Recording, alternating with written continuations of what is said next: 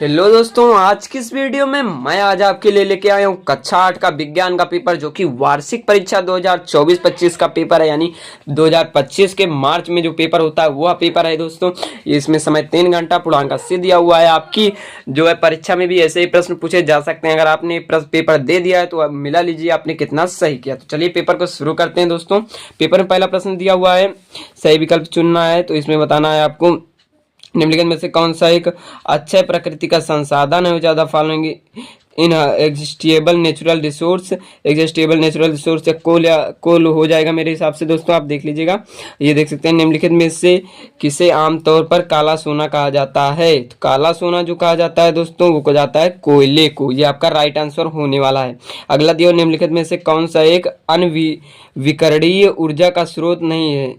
तो इसमें आपका जो होगा which on the following is non a non renewable energy resource। तो इसमें आप लिख देंगे दोस्तों। अगला दिया हुआ है सबसे कम प्रदूषण फैलाने वाला ईंधन क्या है। तो सीएनजी आपका राइट आंसर होने वाला है। अगला दिया हुआ है निम्नलिखित में से कौन सा दहन का उत्पाद है, दहन करने पर कौन सा उत्पाद बनता है।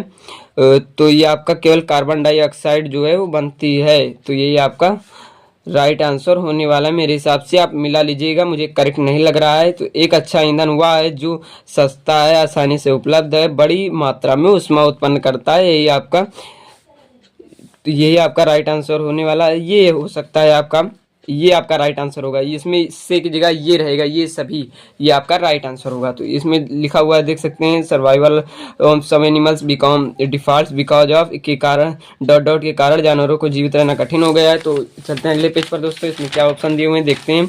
इसमें दिया हुआ है वर्षा के कारण, उनके प्राकृतिक आवास में व्यवधान कारण। तो यही आपका राइट आंसर होने वाला है। प्रवासी पक्षी डॉट परिवर्तन के कारण दूर स्थानों पर चले जाते हैं। तो प्रकृति परिवर्तन, जलवायु परिवर्तन के कारण वो लोग दूसरी जगह प्रवास पर निकल जाते हैं। युग्मनज में उपस्थित नाविकों की संख्या क्या होती है। तो उसमें जो होती है उसमें आप अपने हिसाब से देख लीजिएगा दोस्तों। जीवों के लिए प्रजनन आवश्यक है। जीवों को जीवित रहने के लिए, उनकी ऊर्जा आवश्यकताओं को पूर्ण करने के लिए, विकास को बनाए रखने के लिए, प्रजाति को बनाए रखने के लिए। तो प्रजाति को बनाए रखने के लिए आपका राइट आंसर होने वाला है। निम्नलिखित में से कौन सा जीव द्विखंडन द्वारा पुनर्रूपित होता है। तो ये आप लिख लेंगे दोस्तों, ये मुझे कंफर्म नहीं हो रहा है। तो ये अगला दिया हुआ है निम्नलिखित में से कौन सा एक व्यक्ति के विकास को नियंत्रण करता है। तो इसमें आपका इंसुलिन होने वाला है जहाँ तक।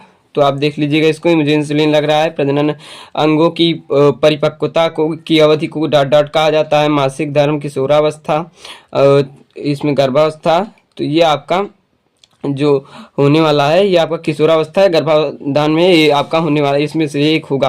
तो अगला दिया हुआ किशोरों को डॉट से पूरी तरह दूर रहना चाहिए। फास्ट फूड, कोल्ड ड्रिंक, नशीली दवाएं, मिठाइयाँ। इसमें आपका ये होगा, नशीली दवाओं से दूर रहना चाहिए क्योंकि इससे आपको खतरा हो सकता है। तो अगला प्रश्न देख लेंगे, निम्न में से कौन सा गुरुत्वाकर्षण बल का उदाहरण नहीं है। पेड़ से पत्ते का गिरना, एक लड़के द्वारा गाड़ी को ढकेलना, धक्का देना, गोताखोर द्वारा स्विमिंग पूल में कूदना, चट्टानों के ऊपर से गिरता हुआ एक पत्थर। ही आपका राइट आंसर होगा। अगला दिया पृथ्वी के कंपन को डॉट कहते हैं।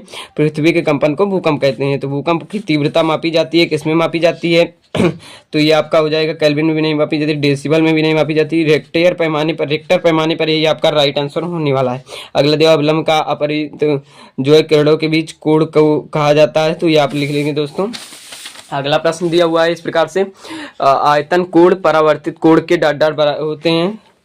तो ये आप लिख देंगे दोस्तों, ये मुझे कंफर्म नहीं हो रहा है। समतल दर्पण द्वारा बनाई गई बिंब जो होती है वो क्या होती है। तो ये आप लिख देंगे। ये आप प्रश्न अगला देखते चल रहे हैं, ये आप प्रश्न देखते चलिए। इनको आपको हल करने बहुत महत्वपूर्ण है, तो इनको जरूर हल कर लीजिएगा। इस प्रकार से दिए हुए हैं दोस्तों, इस प्रकार से हैं, आप देखते चलेंगे प्रश्नों को।